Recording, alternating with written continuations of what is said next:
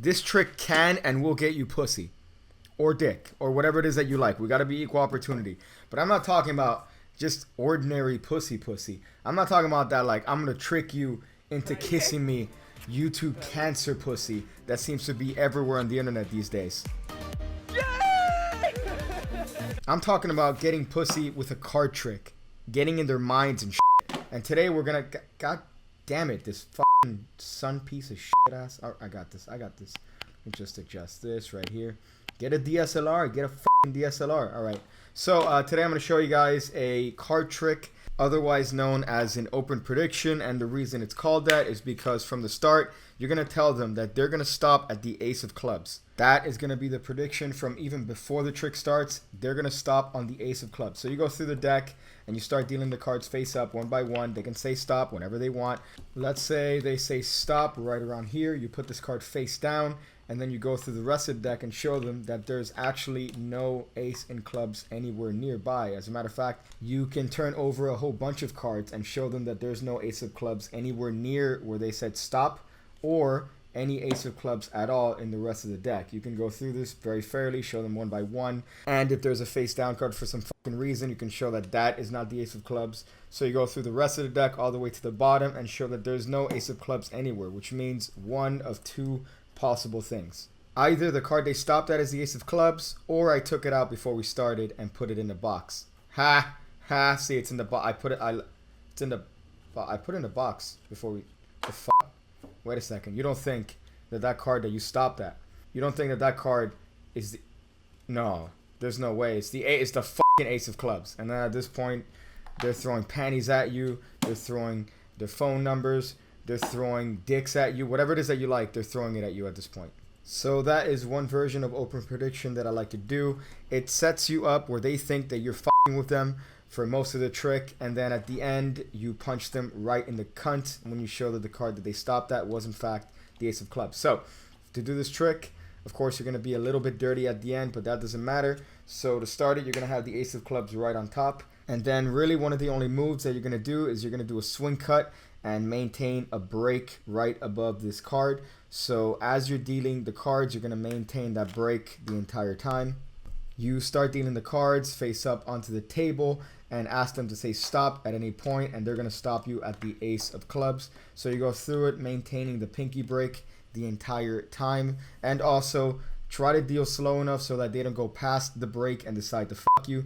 So you go through, they say stop whenever they want. Of course, it's going to be an indifferent card. Now, what I like to do is I deal a couple cards past the point where they said stop. In this case, we'll do 4 cards so that you know how far down when you spread the deck later on.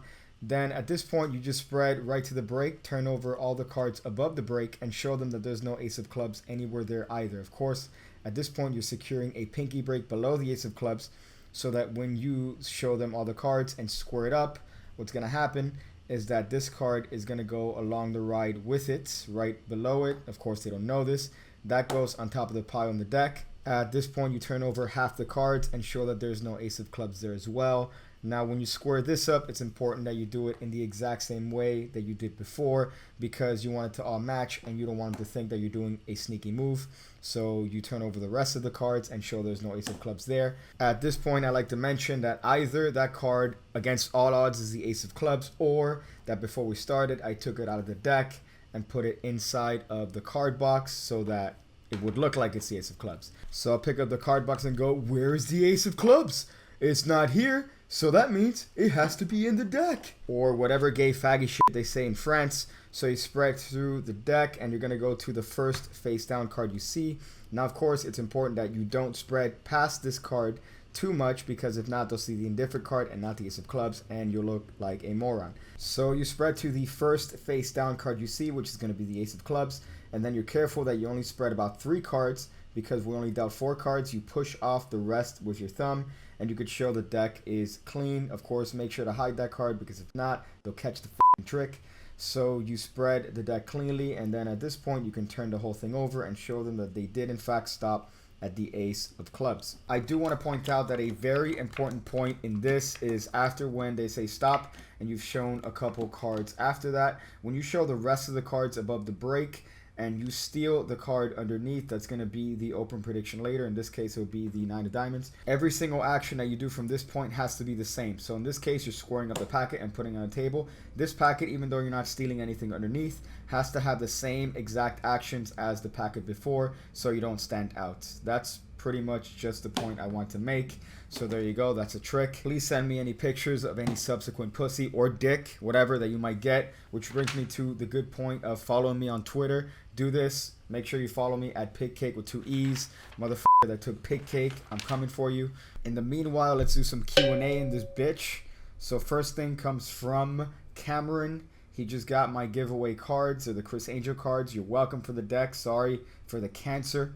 I'll be doing another giveaway soon, so get off my dick. Next comment is by Sammy Pacoon. Thanks for making me laugh. You're my favorite YouTuber. I would give you a nice cream and cheese hand job if you were near me, so thank you. Next question is the best way to practice, and if it is going out and performing averagely. I don't know if that's a word, but to tell you the truth, you can spend all the time you want practicing your little fancy slides, your passes, your shin limb color changes, your Dan and Dave hand jobs, your Daniel Madison blow jobs, but nothing really compares to going out and doing tricks for actual people. So that gives you the most experience that you can possibly get. So make sure to do that as often as you possibly can. I hope that answers your question. The next one that I got here is from some Asian shit I can't pronounce.